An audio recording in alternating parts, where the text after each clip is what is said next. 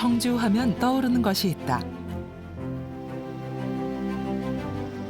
청주는 예로부터 인구 대비 학생 수가 많다고 생각합니다. 청주는 학교도 많고 학생 수도 많고 그래서 교육의 도시라고 하지 않나요? 청주가 예전부터 인구수 대비해가지고 학교들이 많아가지고 왜 교육도시일까? 학생이 워낙 많기 때문에 이제 교육도시다라는 말이 생겼을 수도 있는데 뭐 역사적인 걸로 굳이 따진다면 그 이전서부터 충분히 역사적인 어떤 근원은 충분히 있다 이렇게 볼 수 있는 거죠.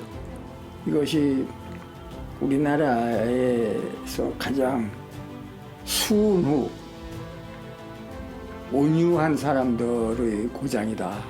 그래서 아이들을 교육할 만한 고장이다라고 하는 것으로 이게 생각되고 아침만 되면 이 골목 저 골목에서 가방 들고 그냥 나오는 학생들이 길을 메웠다는 거예요. 그 당시로는 인구도 작고 도시도 별로 안 큰데 학교는 도시 규모에 비해서 다른 지역보다 원래 많으니까. 교육도시 청주의 샘. 그 원료를 찾아 떠나보자.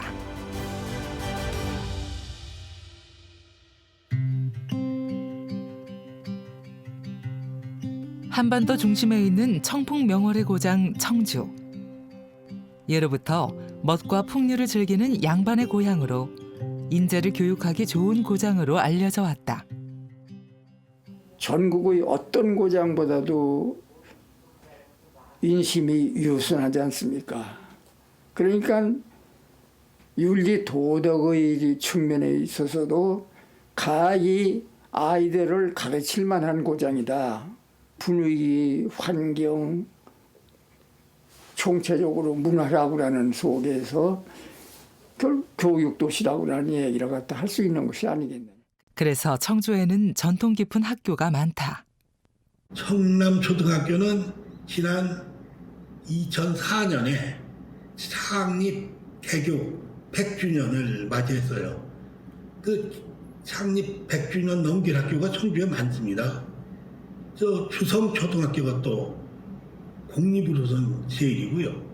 뭐 내수초등학교, 문희초등학교, 북항초등학교도 이미 100년을 넘겼습니다. 특히 청주는 사립학교가 큰 비중을 차지한다. 이 청주가 교육도시로 불리게 된 것은 이 지역에 사립학교가 번창했기 때문이 아니냐, 저는 그렇게 생각을 합니다. 대표적인 사립학교로는 일신학원과 서원학원, 세광학원, 청석학원이 있다. 1967년 설립한 일신학원은 일신여자 중고등학교가 있고 1954년 설립한 서원학원은 서원대학교, 충북여자중학교, 충북여자고등학교, 운호중학교, 운호고등학교, 청주여자상업고등학교 등 1개 대학과 5개의 중고등학교가 있다. 기독정신을 바탕으로 1949년 설립한 세광학원은 세광중학교, 세광고등학교가 있다. 이 중 가장 오래된 청석학원은 일제강점기인 1924년 설립했으며 청주대학교, 청주대성고등학교, 청석고등학교, 대성여자상업고등학교, 대성중학교, 대성여자중학교, 대성초등학교 등 7개 학교가 있다. 이렇게 전통 깊은 사립학교에다 국공립까지 더하면 청주의 학교는 초등학교 98개교, 중학교는 46개교, 고등학교 37개교, 대학교도 8곳이나 된다. 86만 청주시 인구수에 비해 결코 적은 숫자가 아니다. 그리고 이 학생들이 기차에서 쏟아져 나와서 말이죠. 이렇게 다니고 그럴 때 학교 등교 시간 또 학교 시간 되면 청주가 그 당시에는 이제 교복을 입었으니까 교복 입은 학생들로 청주시가 꽉 찼다는 그런 이야기도 들었어요. 그래서 제가 중고등학교 다닐 때가 50년대 중반인데요. 그때 청주에는 인구 세 사람 중 한 사람이 학생이다. 즉 인구가 5만일 경우에 학생이 그 3분의 1이었다. 이렇게 볼 수가 있거든요. 하지만 청주가 교육의 도시라고 불린 건 이보다 훨씬 오래전부터였다.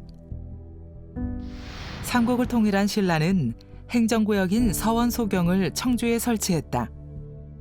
이어 경주에 있던 귀족을 이주시켰고 정치의 중심지였던 경주와 차별되는 부분을 청주에다 집중시켰다. 정치의 중심을 삼는 것은 이제 중앙정부에서 좋아하지는 않겠죠. 그래서 문화의 중심지로 이제 서원 소경을 설치했다고 보고 그 이후에 이제 이것이 쭉 이어져서 고려 시대 때까지 계속 이어진다고 보는데. 청주시 상당구 남문로. 대형 쇼핑센터와 백화점이 있는 젊은이들의 거리. 청주에 살고 있는 이라면 누구나 한 번쯤 들러봤을 번화가다. 이곳 한가운데에 고려시대 유적이 있다. 용두사지 철당간이다. 지은 지 1000년이 넘는 이 당간에 청주 교육에 관한 매우 중요한 단서가 있다.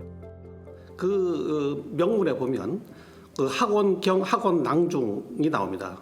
한명식 그리고 학원낭중 손인겸이라고 하는 사람이 나오는데 고려 초기에 호족이 다스리던 그런 시대에 학교를 설립해서 이 지역에 있는 사람들을 교육을 하고 가르치고. 그러면 학원낭이나 학원중낭이 오늘날로 말하면 무슨 직함이냐 하면은 교육감 또는 교육장 이런 직함이었습니다. 그러니까 이 무세도 때 철당간이 청주에 세워진 것이 1000년이 넘었거든요.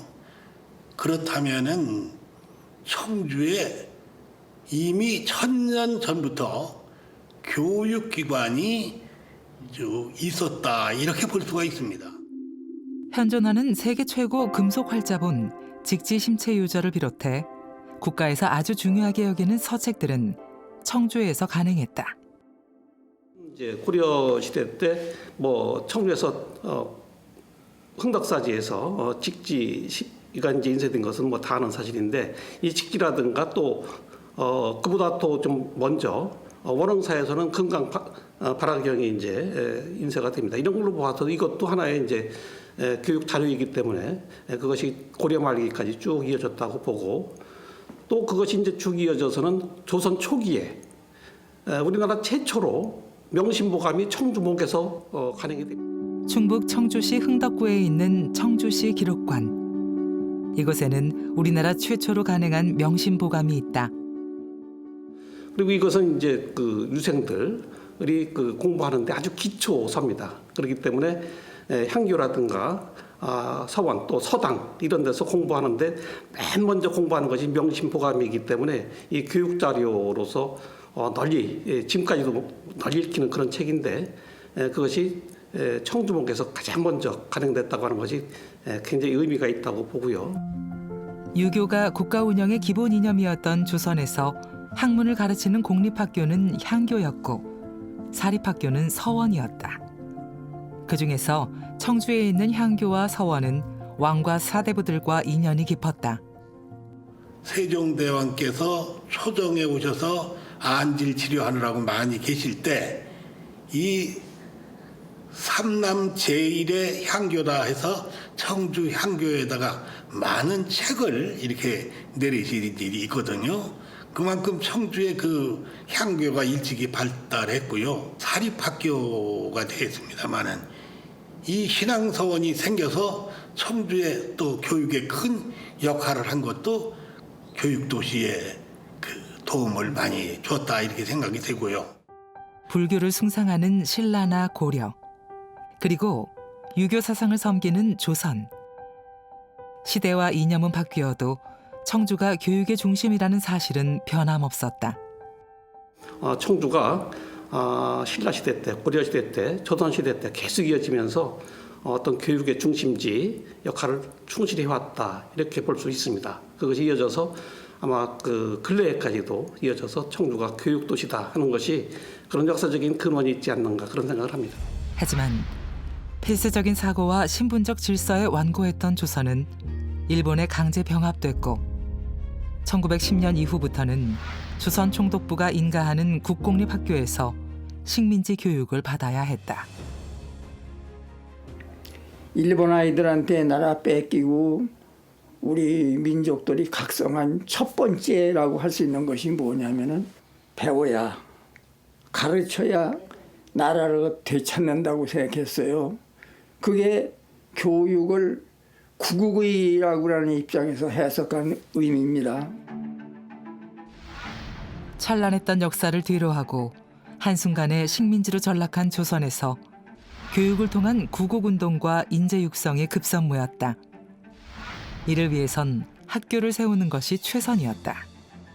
지금으로 말하면 제1교회 그 자리로 옮겨서 그곳에 만든 학교가 청남, 그때 처음에는 청남이 아니고 광남이었습니다만 광남 학교가 우리 청주에 최초로 설립된 사립국민학교였습니다.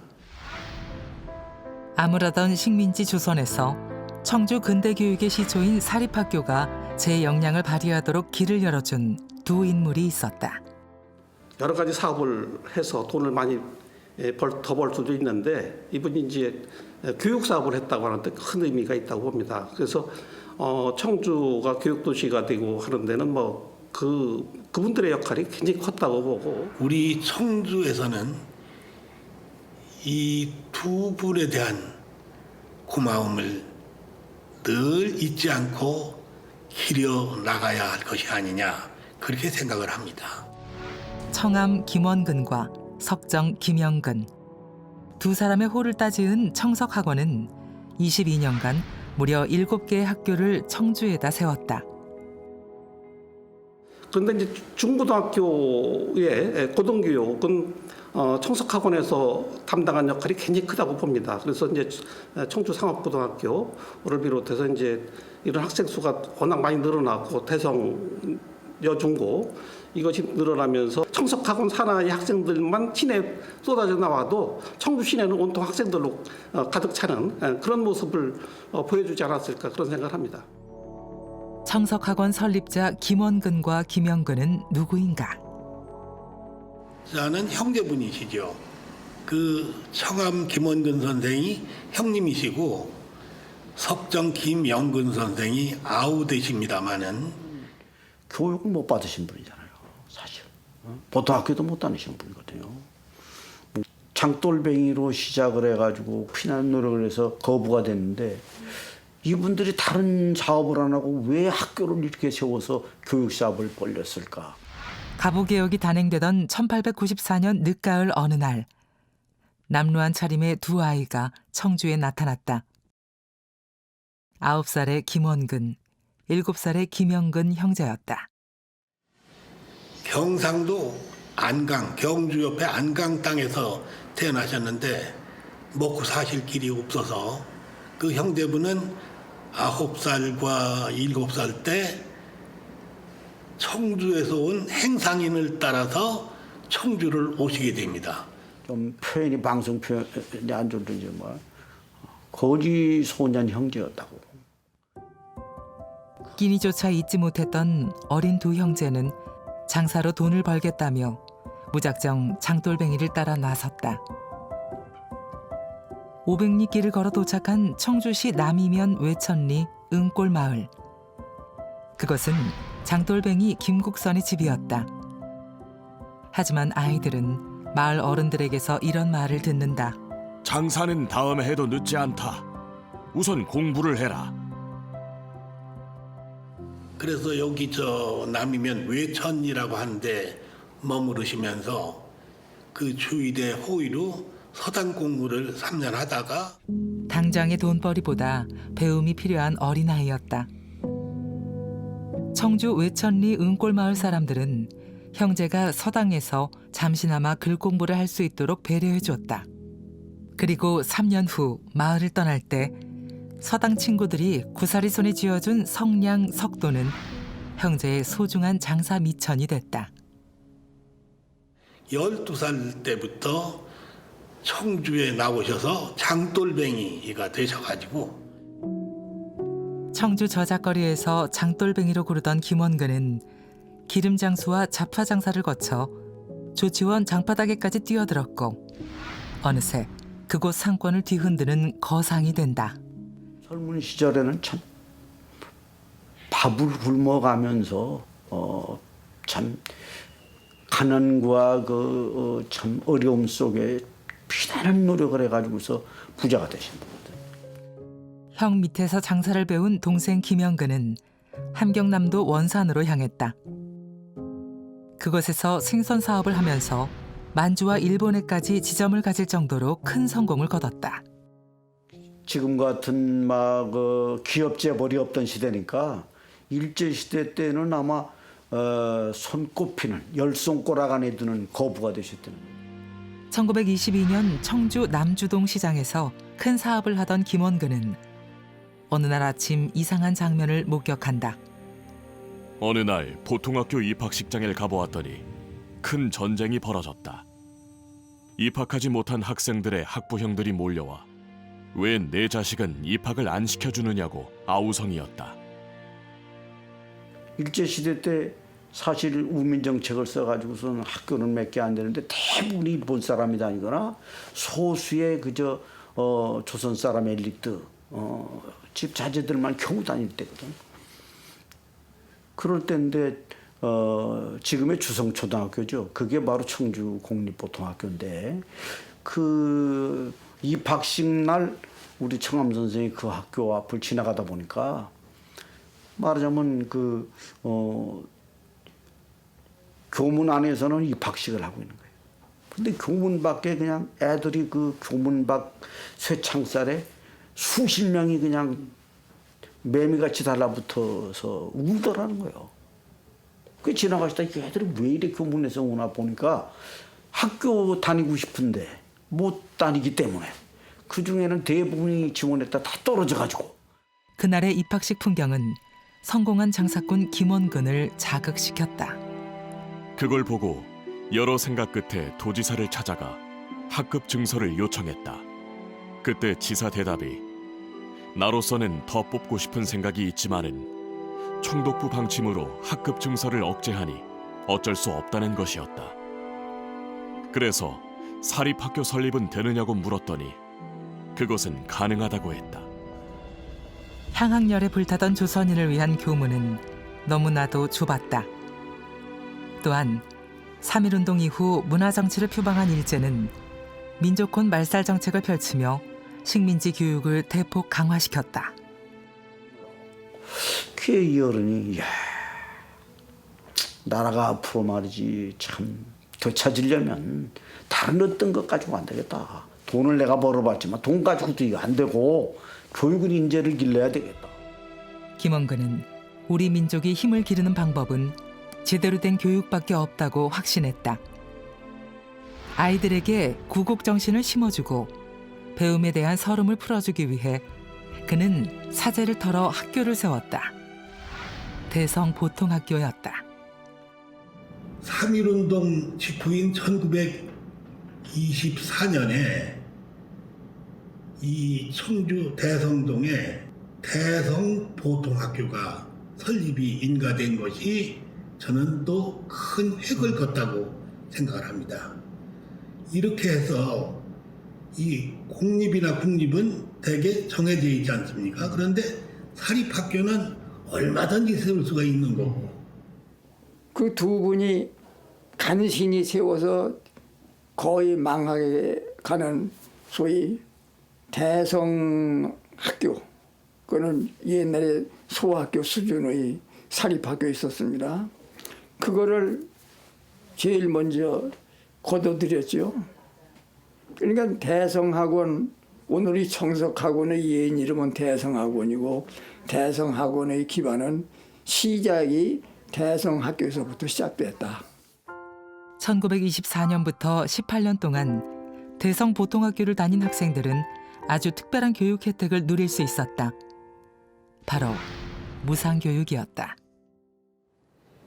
김원근 이사장님이 학교를 가보니까 그야말로 못 사는 애들이 너무나 많았다는 것을 아시고서는 수업료를 일체 받지를 않았습니다. 그래서 그 후로 대성보통학교가 18년간 지속이 되다가 1회, 2회 졸업생들 그 인터뷰를 한 일이 있습니다만은 그분들이 모두가 입을 모아서 그 수업료 안 받은, 수업료 안 내고 학교 다닌 이야기를 정말 감사한 뜻으로 말씀하시는 것들을 여러 번 들은 일이 있습니다.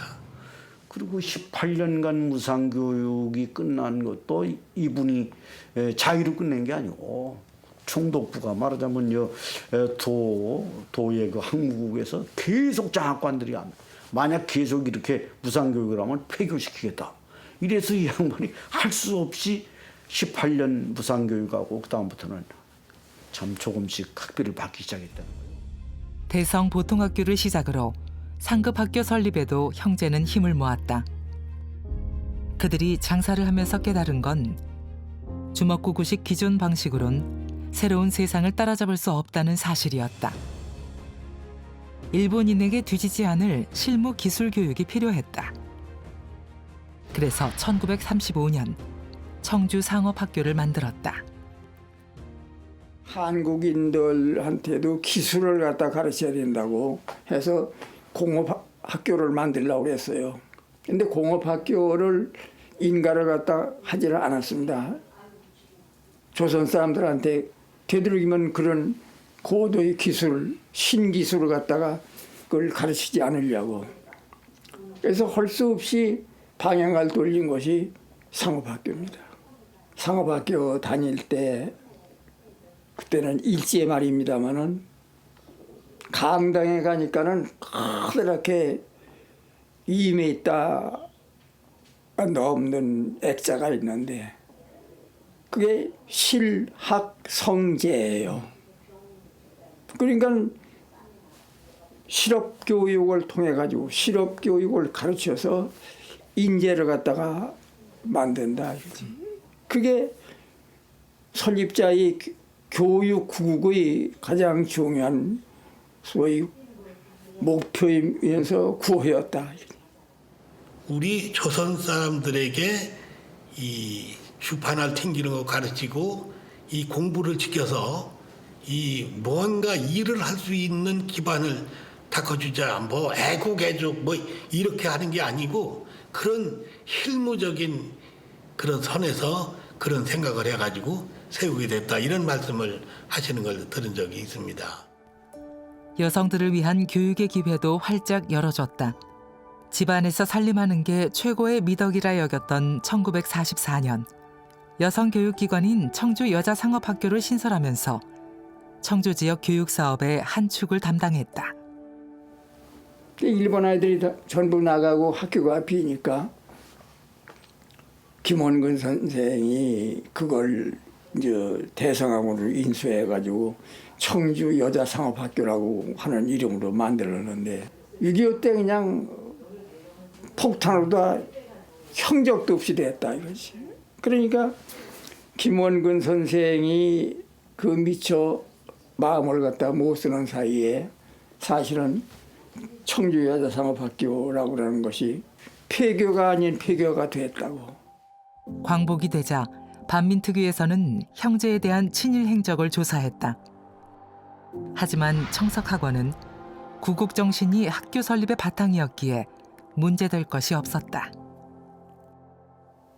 그리고 그 당시 나라를 되찾기 위해서는 민족을 깨우쳐야 된다라고 하는 소위 민족 계몽 운동이라고 하는 게 전체적인 추세였었어요.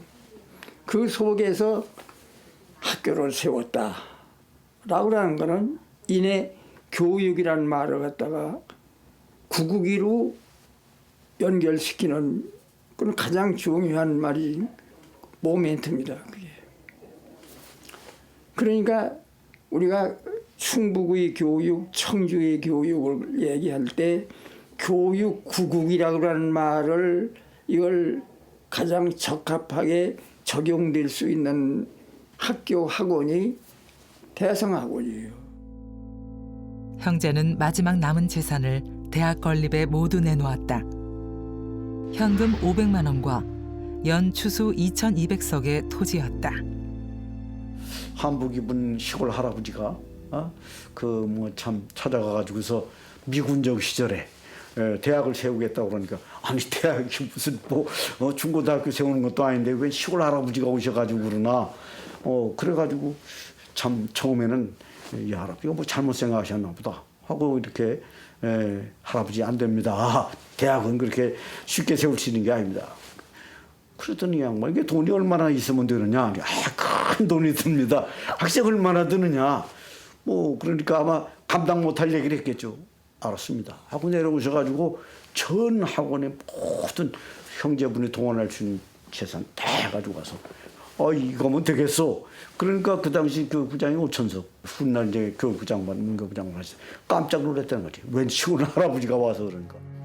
마침내 광복 다음 해인 1946년 청주 상과대학이 설립됐다. 해방 직후에 새로 설립인가된 4년제 대학으로는 청주대학이 제1호입니다. 그런데 서울도 아니고 부산이나 무슨 대도시제 아니고 인구가 5만 정도에 불과한 이 소도시 청주에 4년제 신설대학이 됐다. 이건 참 기적 같은 일이었다고 생각이 됩니다. 대한민국 건국 최초의 4년제 사립대였다. 조그만 지방 도시에서 4년제 대학이 세워진 것은 전례 없는 일이기도 했다. 특히나 외국인 선교사나 조상 대대로 부자였거나 나라의 세금으로 설립한 것이 아닌 두 소년이 피땀 흘려 모은 돈으로 세운 대학이었기에 더욱 의미가 깊었다. 지금 우리가 알고 있는 대부분의 서울에 있는 대학도 서울대학교라는 건 사실은 경성제국대학 일본 사람들이 말이지 세웠던 학교고 그거 하나만 대학이지 나머지 다 전부 학교예요. 사실 4년제 대학으로 말하자면 처음부터 최초로 출발한 거는 광복하고 대한민국에서 들어가. 그런 의미에서 저는 청주대학은 우리나라 대학사의 기념비적인 대학이다. 그때 청주 상과대학이 108명을 모집을 1947년 하는데 10대 1 이상의 전국에서 인재들이 모여들 거예요.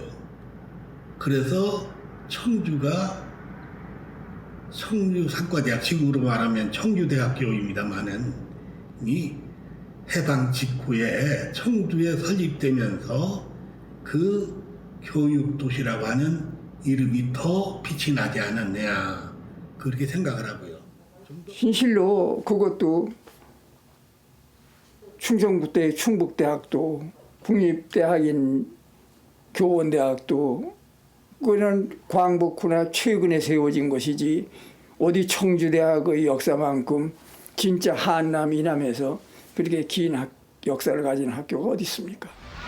초등학교부터 대학교까지 청석학원의 학교가 7개나 세워지면서 청주는 비로소 교육도시로서의 면모를 갖추게 됐다. 그때 서울에다가 만약에 청주대학을 세웠으면 지금은 스카이대학 중에 스카이대학이 되었을 거다. 그런 말씀을 하시죠. 아마 그 당시 청주대학 설립한 설립자금 가지고는 충분히 할 수 있었던 얘기니까. 그러나 이분은 이제 청주 지역, 우리 충북 지역, 우리 고장을 사랑하는 마음이 있으셨기 때문에 그랬던 거죠. 청주시 상당구 가덕면 병암리. 이 동네에는 오래전부터 마을 사람들에게 친숙한 비가 하나 있다. 1935년 세워진 김원근 진율비다. 학교 국민학교 다니던 사람이 뭐라 그래. 거기가도 모르던 사람이. 거기 그러니까 가덕면에 그만큼 많이 그분이 구제했다는 구제해서 많이들 살게 해주신. 그래서 지금도 그 자리가 어디쯤이라는 걸 알아요. 그게 대충. 청주시 상당구 미원면 미원리에도 비슷한 이름의 비가 있다. 김원근 구휼불망비다. 우리 미원면 옛날에 어려웠을 적에 이 도움을 많이 주셔가지고 했기 때문에 이 불만기를 세워드린 걸로 알고 있습니다. 동네가 그냥 홍수가 나가지고 농경지가 다 전부 다 매몰돼가지고 뭐 농사를 못 져서 먹고 살 길이 없게 되니까 정암 선생이 1년 동안 먹고 살 그 쌀 다 내놓고 그 다음에 몇 평 개간한 거에 얼마씩 해서 돈을 줄 테니까 개간을 해라. 그래가지고 다 개간해서 농경지를 다 그 지역 사람들이 농사 지을 수 있도록 만들어 줬다는 거예요. 그러니까 그 동네 사람들이 그 들을 원근이 들. 당시 김원근에게 도움받았던 사람들은 그의 은혜를 기리기 위해 송덕비를 세웠다. 이렇게 세워진 송덕비만도 7개소나 된다. 청주에 재난이 생길 때마다 거금을 척척 내놓았던 형제는 불우한 청소년들이 공부를 할 수 있는 여건을 마련하는 데에도 돈을 아끼지 않았다.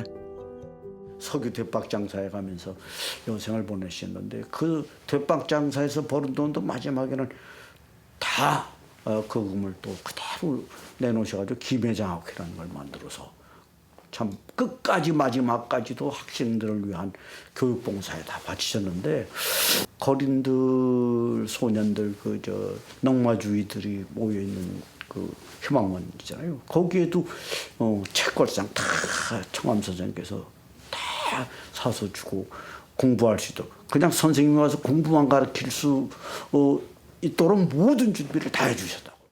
경영난에 빠져 문을 닫을 위기에 처한 학교를 도운 일도 여러 번이었다. 일화가 있어요. 그 이화대학이 이제 일제시대 때 이화의 전문학교가 경제난으로 아마 학교가 굉장히 어려웠다 그래요. 그랬을 때 소문을 듣고서 어떻게 아마 원산까지 그 이화대학교 이제 그 김월란 그 박사가 찾아가셨던가 봐요. 좀 도와달라. 원산에 돈이 많았던 어떤 그 여류인사 뭐 소개를 해가지고. 근데 조건을 붙여서 조건이 있어. 이화여대 주택경조사에 동상을 세워달고. 그래가지고 동상을 세웠는데 흉상이야, 흉상. 이 정암 선생은 요 청주에는 공립학교들 세울 때도 돈이 모자란다고 말하면 참 설립 기금을 갖다가 도와줬어요. 뭐 청주여중 같은 것도 설립할 때 막대한 돈을 갖다가 기부하셨다고 그러잖아요. 그러니까 이분은 꼭 사실 뭐 내가 세운 학교니까 우리 학교만이 아니에요.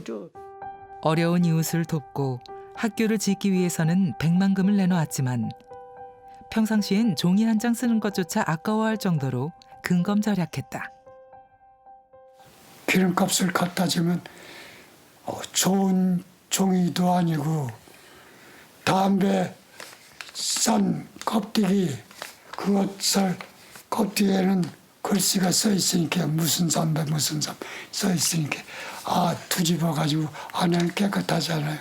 그래 걷다가 영수증을 해줬어요. 그래 이렇게 부자님이 이렇게 아껴가면서 영수증을 해줄 때 훌륭한 분이라고 생각했어요.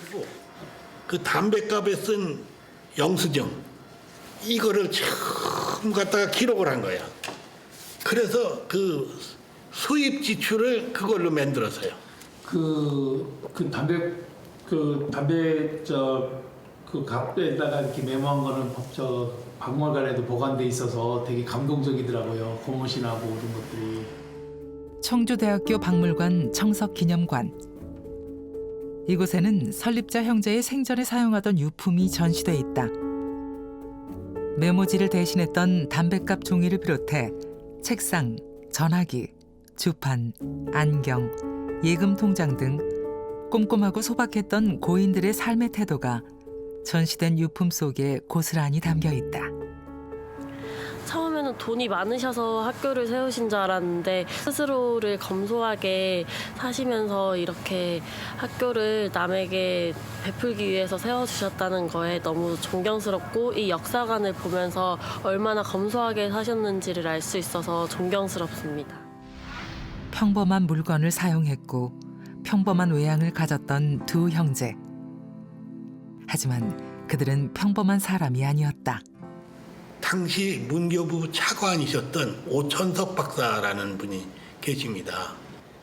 그런데 김영근 선생이 이분을 찾아가 가지고 냉면 한 그릇을 대접을 하면서 청주의 대학 설립을 인가해 달라고 부탁을 했다는 겁니다. 그래서 이분이 그 인가해 주고 나서 나중에 글을 쓰셨는데 세상에 냉면 한 그릇 얻어먹고 대학 설립 인가를 해줬다는.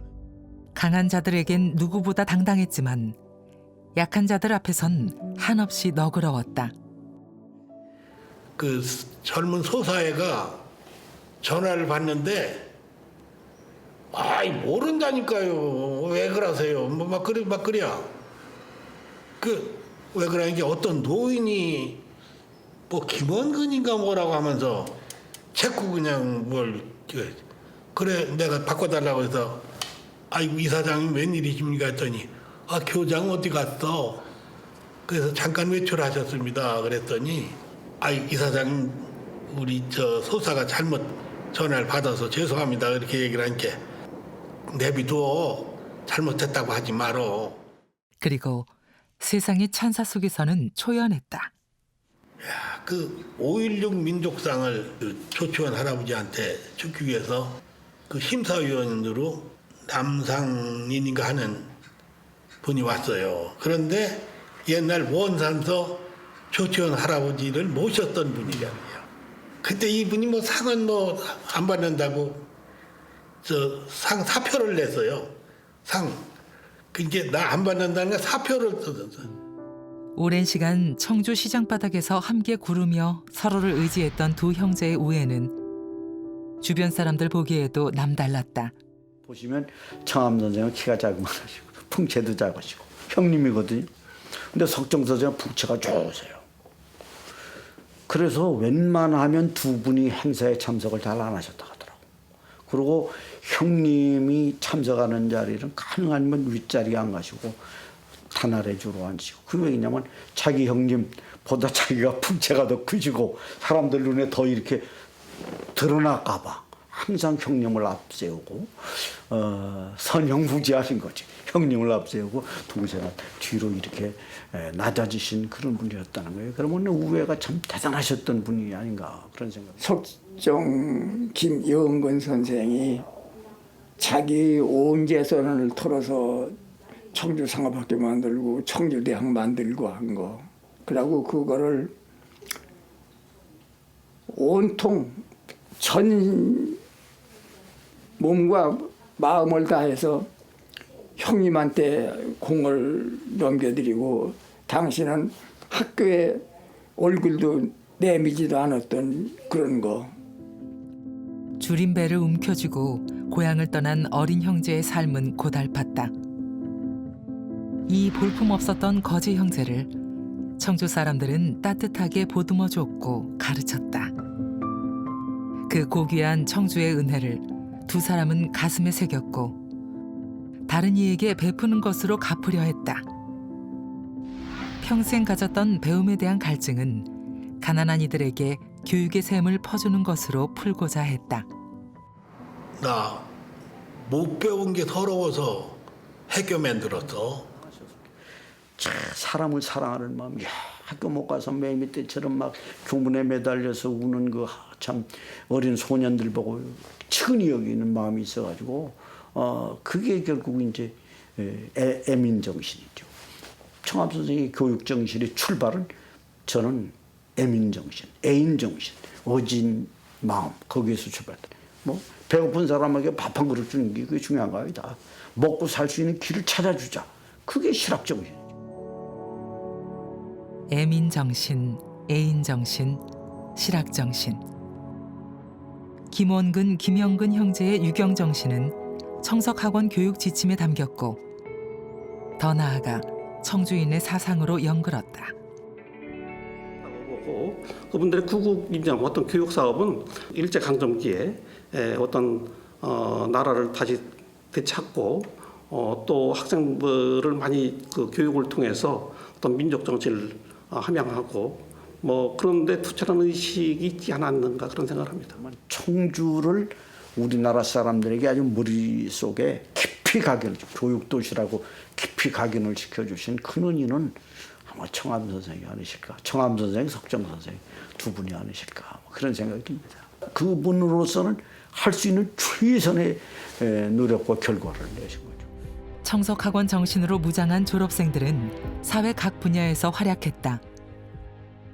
뭐 사실 청주상고 같은 경우는 뭐 전국 단위의 은행장을 여러 명을 배출을 하셨잖아요. 청주상업학교 출신 가운데는 유명한 극작가도 나오고 말하자면 뭐 한국을 대표하는 말이지 미술가, 조각가 그런 분들이 많이 나왔거든요. 그런 걸 보면 참 청암 선생이 그 어려움을 무릅쓰고 버신 돈을 정말 학교를 세워가지고 참 나라와 민족을 위해서 이 지역사회를 위해서 얼마나 큰 일을 하셨는가.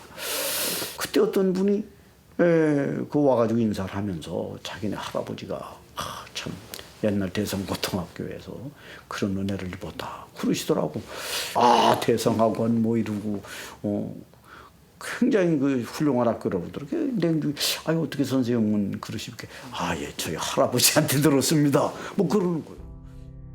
또한 졸업생들이 가졌던 감사의 마음은 학교를 위해 팔을 걷어붙이거나 다음 세대를 돕는 나눔으로 쓰였다.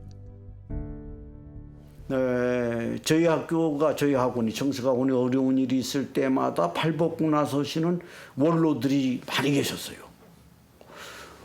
그래 그분들은 전혀 사회적으로 우리 학교를 드러내놓고 우리 학교의 덕을 보았거나 무슨 우리 청주대학하고 관련했는데 왜 그러시나 보면은 대성고등학교에 무상교육을 받고 공부하셨던 분들인 거예요. 이분들이. 이런 분들은 학교에 어려운 일이 있을 때는 그냥 누가 뭐라고 안 해도 달려오셔가지고 청암 선생이 세운 학교를 말이지 어렵게 내버려둬서는 우리가 안 된다. 그런 걸로 보면 사실 교육의 진정한 의미에서의 순수한 그러한 참 정신을 정말 실천하신 청암 선생이 아니신가. 그런 분이 활동을 하셨으니까 청주가 교육도시로 이렇게 크게 발전을 하신 게 아닌가 그런 생각이 들고 1964년 정부로부터 문화훈장 국민장을 받기도 한 김원근은 1년 후 성탄절을 이틀 앞둔 1965년 12월 23일 눈을 감았다. 장례는 청주 최초로 사회장으로 치러졌다. 유경사 하는 분이니까 사회장 하자보다도 이 지역에 아마 우리가 알고 있는 것보다 더 많은 학교들도 공립학교들 설립할 때 기부금 내셨을 거고 청주 지역에 기근이 들거나 홍수가 나거나 하면은 그때마다 청암 선생은 학교에 다소 좀 어려움이 있더라도 전부 거기 부휼미 내고 다 가서 참 어려움을 극복하도록 해줬잖아요. 그 장례 때 제가 맨 앞에 그 마이크를 단 차에 타고 그 시민 여러분에게 알리는 방송을 한 사람입니다만은 그때 도국민 사회장으로 하게 된 것은 그 유족들이나 대성학원의 생각이 아니고 우리 청주 사회의 모든 그 분들의 일치된 그런 생각이었습니다. 그리고 일체 조문비를 받지 않으시고 만장만 받았는데 이 만장 행렬이 그 묘비문에도 나옵니다만 오리에 뻗쳤다고 되어 있습니다. 모든 공을 형님 김원근에게 돌리고 뒤에서 조용히 돕던 동생 김영근은 형이 떠난 지 11년 후인 1976년 11월 6일 생을 마쳤다. 두 형제의 장례식 때 청주 시민들은 진심으로 고인을 애도했다. 그런 말로는 청암선에 돌아가셔서 사회장 할 때 그 농마주의들이 말이야 수십 명이 몰려가지고 울고 선생님 그 상여주를 따라가고 그러잖아요. 이 청주의 인근에 있는 거린들이 전부 와가지고 이 모든 그 뒷바라지를 다 했는데 왜 그러냐? 우리 김원근 선생께서 그 거린들에게 그동안 몇 번 이 먹을 수 있는 그 잔치를 베풀어 주신 일이 있어요. 그래서 그때 현양원이라고 하는 있었습니다만은 고아원 비슷한 게 있으면 거기에 있던 사람들이 전부 나와서 청주를 사랑한 고인들이 평생 피땀 흘려 모은 재산으로 학교를 지으면서까지 후세에 일깨우고 싶었던 정신. 훌륭하신 분이 그만큼 어렵고 바가지 들고 다니며 얻어먹고 사시던 분이 그만큼 해서 이만큼 청원군 아니라 청주시가 엄청 발전됐잖아요. 청석학원, 옛날에 대성학원이 이 지역에 이바지하는 공이라는 거는 진짜 저는 말과 뭐 글로서 다 표현할 수 없는 것이라고 생각하는 거예요. 정작 우린 그들이 강조했던 교육의 소중한 가치를 잊고 있는 건 아닐까. 한 가지 걱정스러운 면이 천편일률적인 교육이라는 거거든요. 그래서 특성이 없어요. 뭐 서울에 있는 학교나 뭐 지방에 있는 학교나 뭐 모든 학교가 다 상급 학교에 그냥 진학 잘 시키면 그게 최고인 것 같이 그러다 보니까 이게 무슨 학교의 학풍이나 무슨 특별한 어떤 교육 정신이 없어요. 그런 의미에서는 저는 지금 우리 청석학원의 그런 건학 정신이나 말하자면 해방 전까지는 교육구국의 정신, 또 해방이 되고 나니까 이제는 어떻게든지 인재를 길러야 이 나라를 바로 세울 것이 아니냐 해서 세운 게 교육 입국의 정신이거든요. 자기를 위한 것보다 남을 위한 봉사. 돈 벌었지만은 내 행복을 위해서보다 어떻게든지 남들이 다 행복하게 살 수 있는 길을 열어주자고 하는 그런 정신, 이런 것을 우리 충북에 있는 우리 청주에 있는 학교들도 다른 지역보다 좀 남다르게 학생들에게 이런 정신을 좀 길러주는 것이 좋죠. 유구하고도 찬란한 역사 속에 입증된 교육도시 청주. 청주의 교육에는 삶에 필요한 실학정신, 나라를 구하는 구국정신, 사람을 위하는 애민애인정신, 그리고 남을 돕는 이타정신이 담겨 있었다. 청주에서 공부한 사람들은 어느 지역에 가도 어떤 직장에 가도 야, 저 사람들은 아주 이타적인 정신이 강해. 아니면 또 참 정말 애인정신 강해. 남을 사랑하고 도와주고자 하는 정신이 강해. 그러면 참 좋지 않을까. 그래서 충북의 인재, 청주의 인재는 말하자면 그런 애인정신과 이타행에 아주 참 모범적인 그러한 사람들이다. 믿고 쓸만한 사람들이다. 이런 그렇기 때문에 우리 청주는 이제 앞으로는 교육과 문화 함께 빛나는 쌍무지개 같은 그런 교육 문화 도시가 되어야만 하겠다 이렇게 생각을 하고요. 그래서도 청주가 가장 핵심적인 그런 도시로 인식되고 있기 때문에 청주 시민들은 그 어느 도시보다도 어떤 자부심을 가지고 발전에도 어떤 하나의 어떤 그 방향으로 가야 되지 않을까 그런 생각도 합니다. 그리고 그 바탕에는 어려운 이웃과 미래 세대를 위해 아낌없이 베풀던 나눔의 정신이 있었다. 나눔은 흘러가는 생명의 물줄기와 같은 것. 목마른 이들에게 사랑과 나눔을 줄 때 그 샘물은 영원히 마르지 않는다는 것을 청주의 교육이 입증해줬다. 교육 문화의 허브로 미래를 향해 힘차게 나아가는 청주. 그래서 청주는 교육의 도시다.